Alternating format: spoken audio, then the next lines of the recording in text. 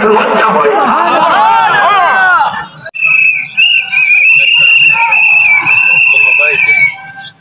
আল্লাহু আকবার।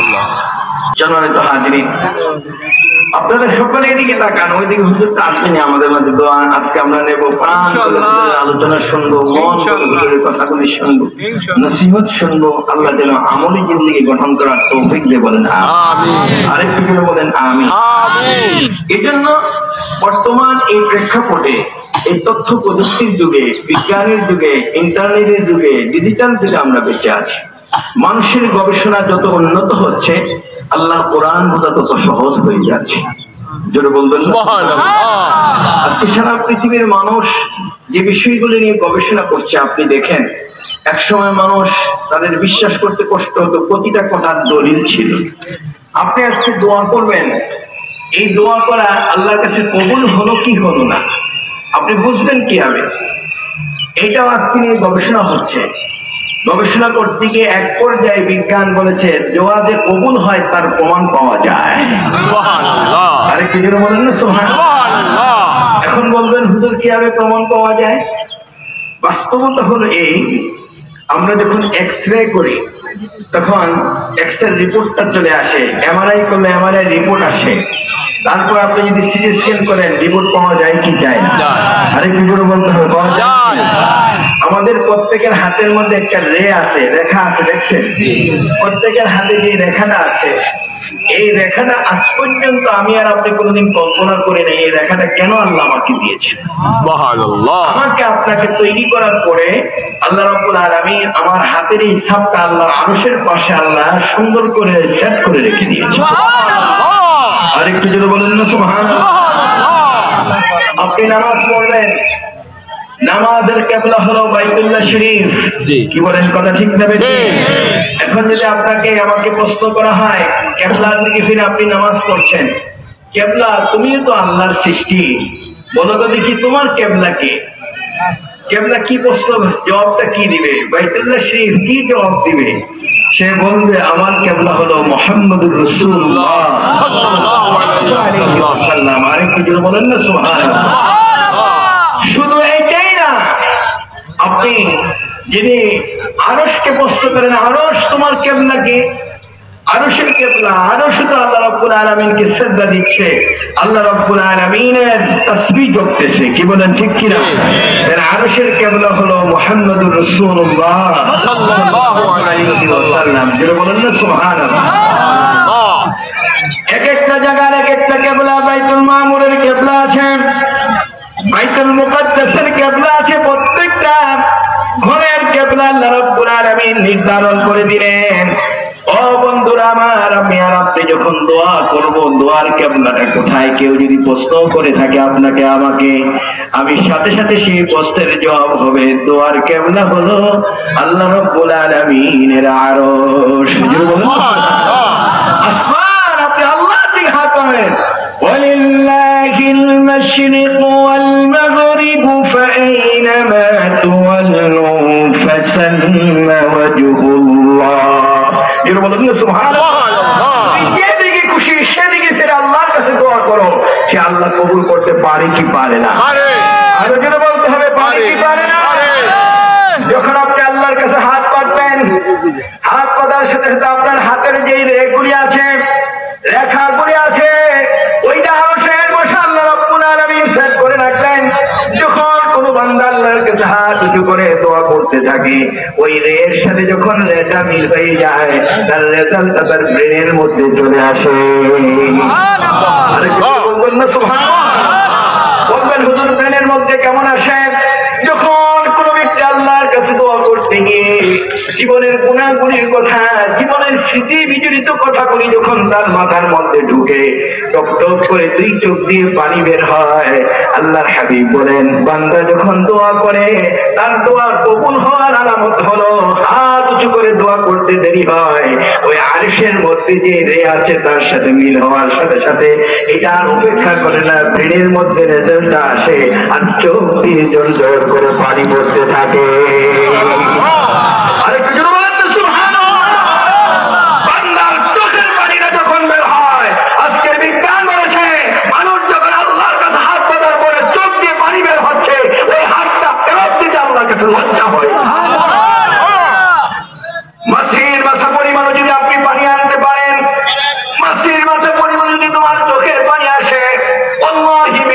আল্লাহর কসম খেয়ে বলছি তোমার হাতটা ফেরত যাবে না, আল্লাহর আরশে চলে যাবে।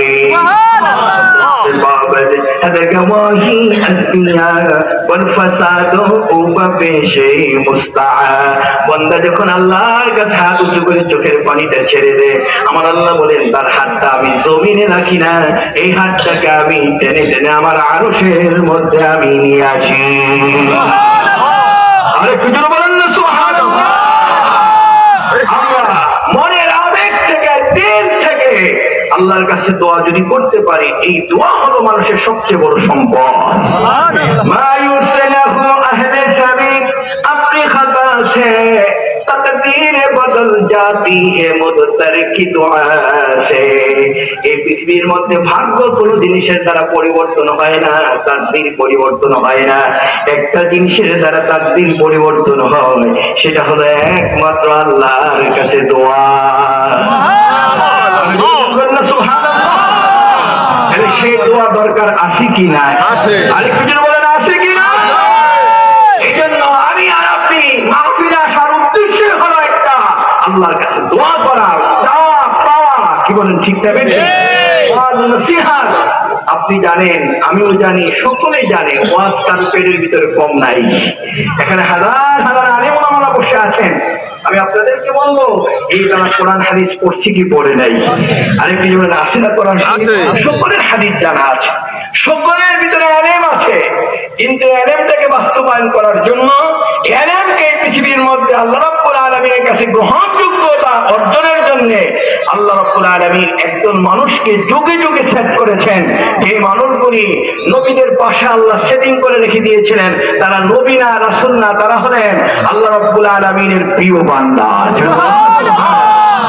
হযরত নবী মুসার পাশে ছিলেন, হযরত ঈসা নবীর পাশে একজন মানুষ ছিলেন যাদেরকে হাওয়ারি বলা হতো। এদের পাশে হযরত নূহ নবী, তার পাশে একজন ব্যক্তি ছিলেন, নাম হলো আসিফ ইবনে বারখিয়া। সুবহানাল্লাহ। হযরত আসিফ ইবনে বারখিয়া হযরত নূহ আলাইহিস সালাতু ওয়াস সালামের পাশে, সুলাইমান আলাইহিস সালাতু ওয়াস সালামের পাশে তিনি ছিলেন। আল্লাহর কাছে তিনি যখন নবী সুলাইমান তার পাশে বসা, বলতেছে শোনো, রানী বিলকিসের সিংহাসনটা 12,000 মাইল দূর থেকে আমার সামনে কে এনে দিতে পারো বলো দেখি। সঙ্গে সঙ্গে বিমান বাহিনীর প্রধানকে বলা হলো, তুমি পারবে? কয় আমি পারবো না, আমি ছোট। সঙ্গে সঙ্গে পলাতিক বাহিনী, নবী সুলাইমান সাথে সাথে বললেন কে পারবে? জিন জাতির প্রধান ছিল, নাম হলো ইফরিত। আল্লাহ কোরআন এই কথাগুলি কোট করে দিয়েছেন সূরাতুন নামলের মধ্যে এত সুন্দর করে, ক্বালা ইফরিতুম মিনাল জিন্নি আনা আতিকা বিহি ক্বাবলা আন তাকুমা মিন মাকামি। জিন জাতির প্রধান ইফরিতকে বলা হলো, তুমি পারবে? হ্যাঁ পারবো। ওই কতটুকু সময় লাগবে? হুজুর আপনি যে চেয়ারে বসা আছেন, এই চেয়ার থেকে উঠে দাঁড়িয়ে আবার বসবেন, এতটুকু সময়ের মধ্যে আমি এনে দিতে পারবো। নবী সুলাইমান যখন বললেন না এতটুকু সময় দেওয়া যাবে না, কয় কতটুকু সময়? আমি চক্ষু বন্ধ করে চোখটা খুলতে দেরি হবে, আর চোখ পলক দেওয়ার আগে, চোখের পলকটা খোলার আগে আমি দেখতে চাই। আরেকটু জোরে বলবেন না সুবহানাল্লাহ? আরো জোরে বলেন না সুবহানাল্লাহ? তাই নাকি? একটা মুহূর্তের মধ্যে, ওই সময়ের মধ্যে তুমি পারবে? কয় না আমি পারবো না। পাশে যে মানুষটা বসা ছিল নাম হলো আসিফ ইবনে বারখিয়া। খুলে দেখেন, তিনি নবী ছিলেন না, তিনি একজন সাধারণ আল্লাহওয়ালা মানুষ ছিলেন। বসে বসে আল্লাহ আল্লাহ জিকির করতে, এই জিকিরের পাওয়ার আসে? বললেন কেন আসে? আমরা আজকে মনে করি এই মনে হয় কোন পীরের নির্দেশ জিকির করা লাগবে, আল্লাহর জিকির গুলিকে আমরা নিজেদের মন মতো বানিয়ে নেই। না না, এই জিকির এমন একটা পাওয়ারফুল জিনিস, ওটা যখন তার ভিতরে ফিট হয়ে যায়, ওই মানুষটা সাধারণ মানুষ থাকে না, এই জগতের মধ্যে শ্রেষ্ঠ মানুষে পরিণত হয়ে যায়। আজকে সারা পৃথিবীতে এই জিকির নিয়ে গবেষণা করছে। আপনার এই দেহটাকে আপনি মাটি দিয়ে তৈরি হলো, এটাকে খাদ্য দিলে, ওষুধ দিলে, চিকিৎসা দিলে পুরো সুস্থ হয়। কিন্তু আপনার হার্টের চিকিৎসা আজ পর্যন্ত কেউ খুঁজে পায় নাই।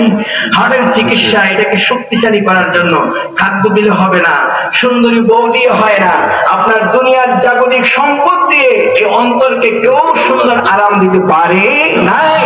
দুনিয়ার সম্পদ দিয়ে হয় না, দুনিয়ার জাগতিক ক্ষমতা দিয়ে আপনার এই অন্তরকে আপনি পরিপূর্ণ করতে পারবেন না।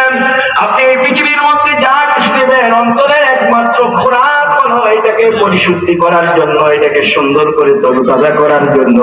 এটার খাদ্য আল্লাহ রাব্বুল আলামিন কোরআনে দিয়েছেন।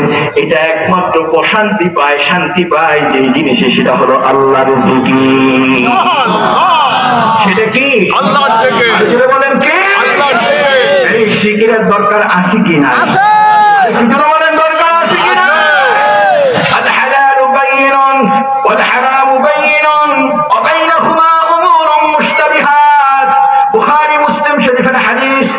চারটা হাদিস মাদারুল হাদিস বলা হয়ে থাকে।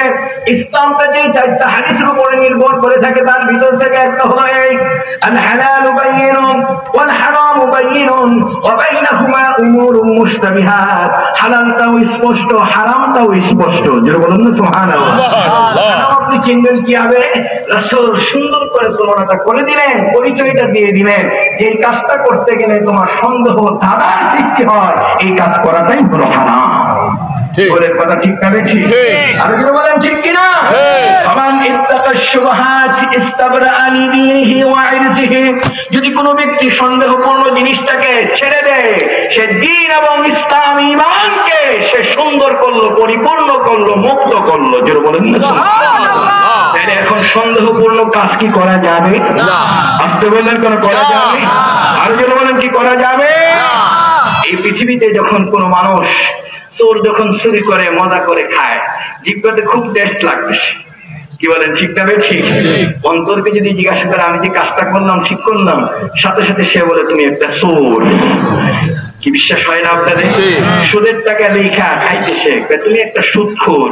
একজনকে একটা থাপ্পড় মেরেছেন, কোন আদালতে বিচার হলো না, অন্যায় ভাবে আপনি কাজ করেছেন, খারাপ কাজ করেছেন, পৃথিবীর কেউ জানলো না, কোন আদালতে আপনার বিচার নাই। কেউ আপনাকে বলে নাই ক্ষমতার কারণে হোক, অন্য কোনো কারণে হোক, সম্মানের কারণে হোক। বালিশটার মধ্যে মাথাটা রেখে পৃথিবী চিন্তা করেন, এখানে প্রশ্ন করেন, ছেড়ে দেন, দেখবেন কোন আদালতে যাওয়া লাগবে না, সাথে সাথে বিচার চলে আসবে, এই কাজটা ঠিক করো নাই। আরেকটু যদি বলেন ঠিক যাবে? বিশ্বাস হয় আমার কথা? বিশ্বাস হয়? এজন্য আল্লাহর হাবিবদের হাজার বছর আগে এত চমৎকার করে বলে দিলেন, এই রাদারটা যখন তোমার ভিতরে ফিট করা আছে, তুমি যখনই কোনো কাজ করতে যাবা, পৃথিবীর কোন আদালতে তোমার বিচার নাই, কোন জায়গায় গিয়ে কেউ তোমাকে জিজ্ঞাসাও করলো না, কোন প্রশ্নের সম্মুখীন তুমি হও নাই, অন্যায় করেছো সাথে সাথে এখানে ধরা পড়ে যাবে। এই অন্যায়ের কাজটা থেকে মুক্ত থাকার জন্য আল্লাহ রাব্বুল আলামিন তার হাবিবকে জানিয়ে দিলেন, দুনিয়ার মানুষ জেনে রাখো, আলা ইন্না ফিল জাসাদি লামুদগাতান ইযা সালুহাত সালুহাল জাসাদু কুল্লু ওয়া ইযা ফাসাদাত ফাসাদাল জাসাদু কুল্লু আলা ওয়া হিয়াল কালব। বলেন না সুবহানাল্লাহ। আরেকটু জোরে বলেন সুবহানাল্লাহ। পুরো বডিটার মধ্যে আমার রাজধানী হলো এই হার্ট, এই জায়গাটুকু। এটা যদি ভালো থাকে পুরো দেহটা ভালো থাকবে, আর এইটা যদি খারাপ হয়ে যায়, এটার মধ্যে যদি জং ধরে যায়, এটার মধ্যে যদি অন্য কেউ দখলদার চলে আসে, তাইলে তোমার পুরো বডিটাই আরেকজনের দখলে চলে যায়। কি বলেন ঠিক কিনা? এই জায়গাটাকে ঠিক করা দরকার আছে কি না? আসতে বলেন কিনা? এই জায়গাটাকে সুন্দর করার জন্যই আমরা আল্লাহর ওলিদের কাছে আসি। কি বলেন ঠিক কিনা? আরো যারা বলেন ঠিক কিনা? আল্লাহর ওলিরা এই খোরাকটুকু আমাদেরকে দেন, অন্য কোনো খোরাক তাদের কাছে না।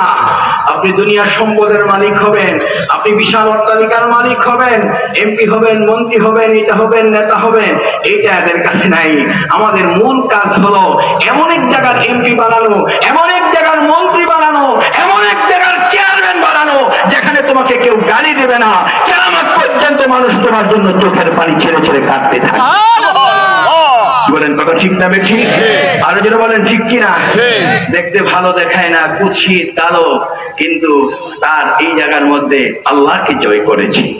কাকে জয় করেছে? তাইলে এই মানুষটার মর্যাদা আছে কি নাই? আসতে বললেন কেন? আরেকটু জোরে বলেন আছে কি না? এই সম্মান কে দিয়েছে? আল্লাহ। আরেকটু জোরে বলেন না, কে দিয়েছে? বন্ধুরা আমার, এজন্য যারা এখানে বসে আছেন আজকে এতটুকু কথাই বলতে চাই, আসেন আমার এই সুন্দর জীবনটাকে গঠন করার জন্য আমি কি লাগবে, কি গঠন করব, কি নেব, কি পাবো, এইটাই হলো আমার জীবনে। আল্লাহকে কিভাবে আমার ভিতরে ফিট করতে পারি, আল্লাহকে কিভাবে আমি জয় করতে পারি, কিভাবে আল্লাহ রাব্বুল আলামিনকে আমার ভিতরে আনতে পারি, এই কার্যগুলি সারসিনা দরবার আমাদেরকে শিখায়, না অন্য কোনো জিনিস শিখায়।